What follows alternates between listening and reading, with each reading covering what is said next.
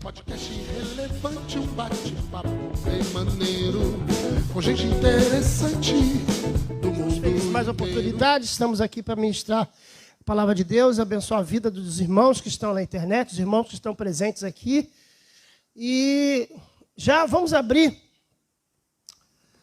no livro de Mateus, capítulo 5, versículo 13. Mateus, capítulo 5, obrigado. Versículo 13. Hoje, se nós queremos nomear a mensagem que Deus nos deu a oportunidade de transmitir aos irmãos, o título seria, ou será, O Poder da Influência, parte 1. Está escrito em Mateus capítulo 5, versículo 13. Vós sois o sal da terra. Se o sal vier a ser insípido, como lhe restaurar o sabor? Para nada mais presta, senão para ser lançado fora e pisado pelos homens. Fechemos nossos olhos. Senhor, eu te agradeço por esta manhã, pela tua unção, tua graça, teu poder. Agora, abre nossa mente para que possamos crescer na graça e no conhecimento das tuas escrituras. Senhor Deus, que haja, Senhor Deus, revelação da tua palavra nesta manhã, em nome de Jesus, amém. Pedir, por gentileza, possa acender as luzes aqui, eu gostaria de olhar para os irmãos. Muito obrigado. A influência, o que é influência? O nosso tema, ele é resultado de algumas conclusões ou algumas ponderações que eu tenho feito nesses últimos anos e tenho visto, observado na vida do ser humano. Como a influência é um fator preponderante para mudar cabeças, para mudar decisões, para fazer com que estados sejam alterados.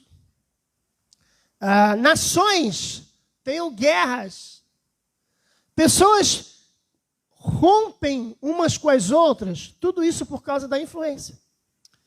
Influência é uma ação que alguém ou algo tem sobre uma coisa ou uma pessoa. Ou seja, o poder, visando o poder, buscando o controle e exercendo a autoridade.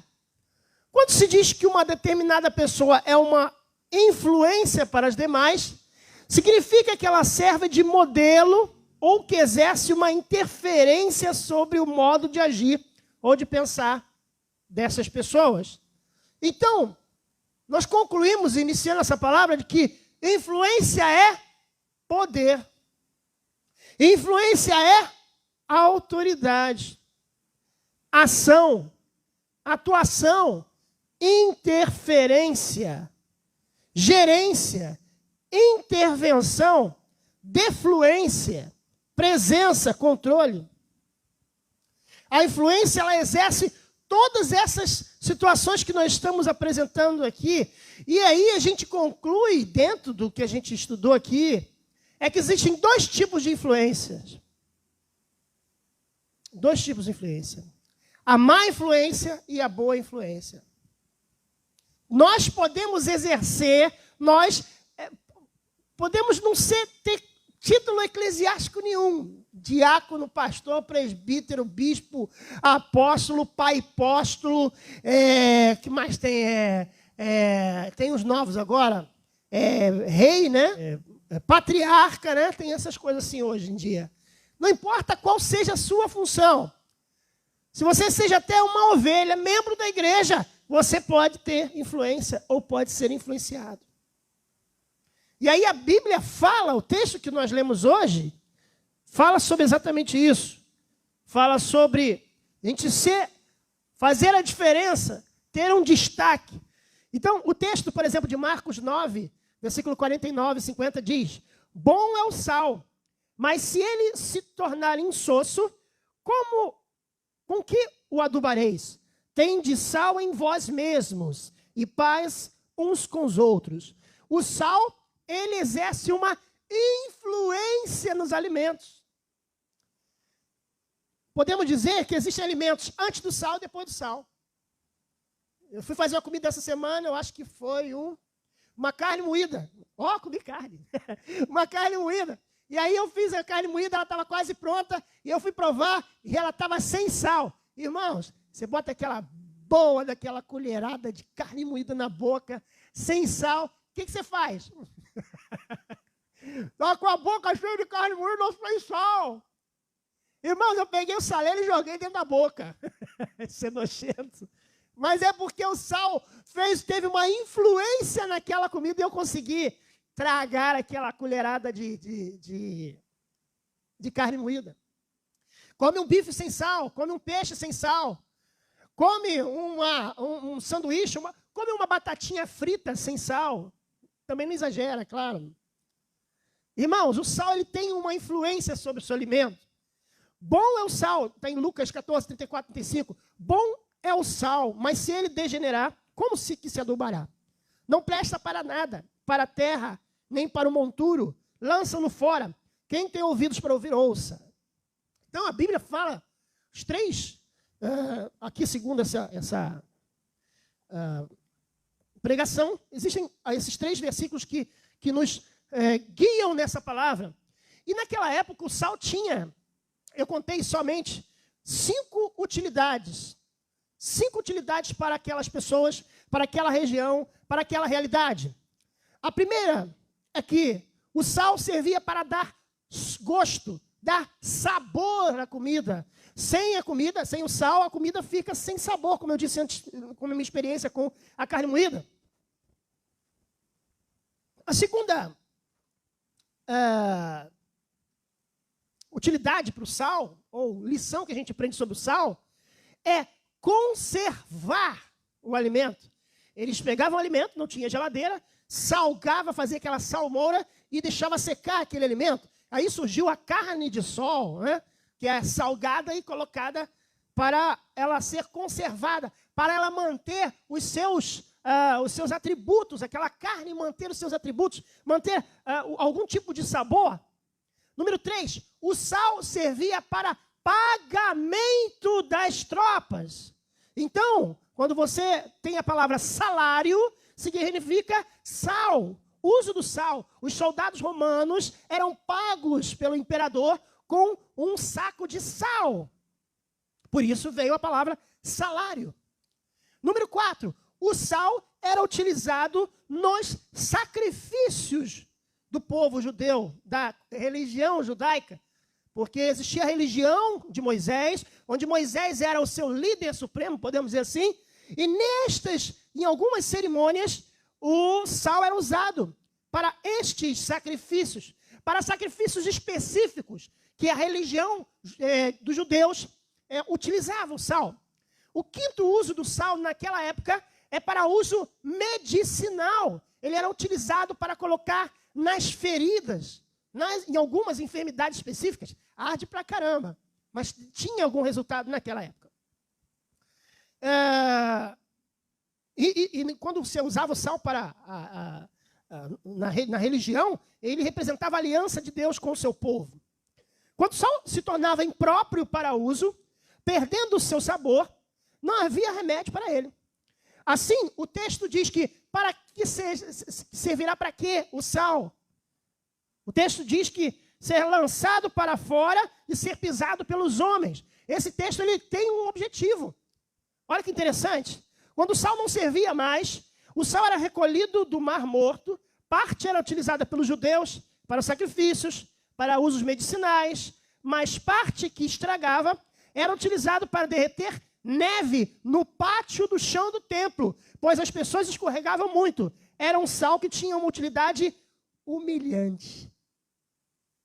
Então, quando fala que ele não, para nada mais serve que ser pisado pelos homens, Jesus está falando exatamente esse contexto, que vinham pessoas responsáveis, os levitas, né, que eram responsáveis pela manutenção do templo, vinham com sacos de sal que não eram mais úteis e jogavam no chão do templo quando havia neve, porque naquela época, dependendo do mês, tinha neve ali em Jerusalém, e aquilo era espalhado para que a neve derretesse e para que ninguém escorregasse e caísse em frente ao templo.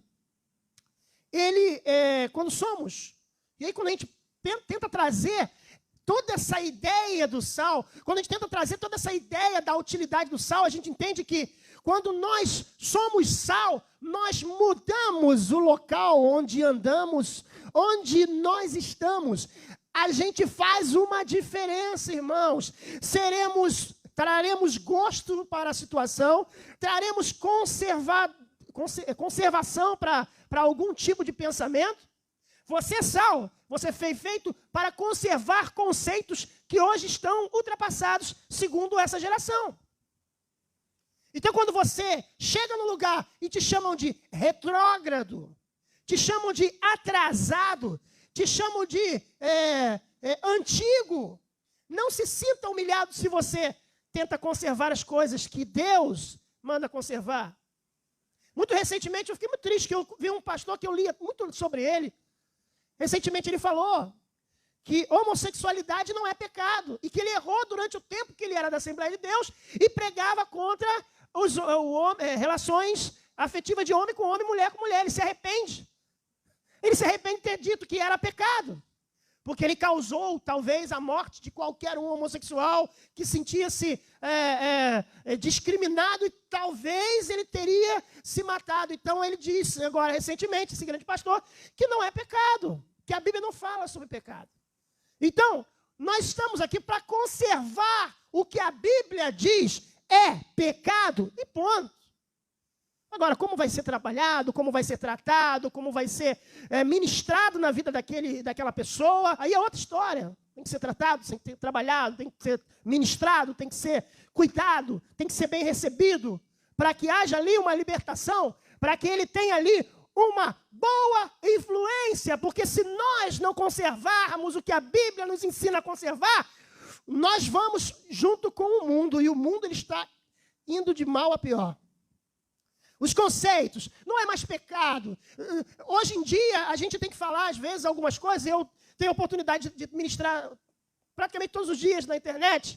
E aí, a gente tem que tomar cuidado com o que a gente fala, porque hoje em dia, se você fala algumas coisas, você pode ser preso. Mas e aí, eu pergunto a vocês, entre ser preso e falar a verdade, biblicamente falando, o que você prefere? Olha, eu gosto de pera. Me leva a pera quando se eu estiver encarcerado, tá bom? Já vai anotando aí, pera, eu gosto de pera. Por quê? Porque você vai falar a verdade e a verdade incomoda. E aquele que é sal e ele deseja conservar as coisas que a Bíblia apresenta, ele vai sofrer sanções, ele vai sofrer cancelamentos, ele vai sofrer algo que as pessoas estão querendo evitar. As pessoas querem evitar falar de pecado, falar de arrependimento, tá? Querendo evitar de falar, não, fala isso não, vai ofender. Não, se falar isso, você vai ofender. Se você falar isso, você vai ofender. Olha, não fala isso. É melhor você pregar amor. É melhor você pregar que Deus ama todo mundo. E aí vem uma ideia chamada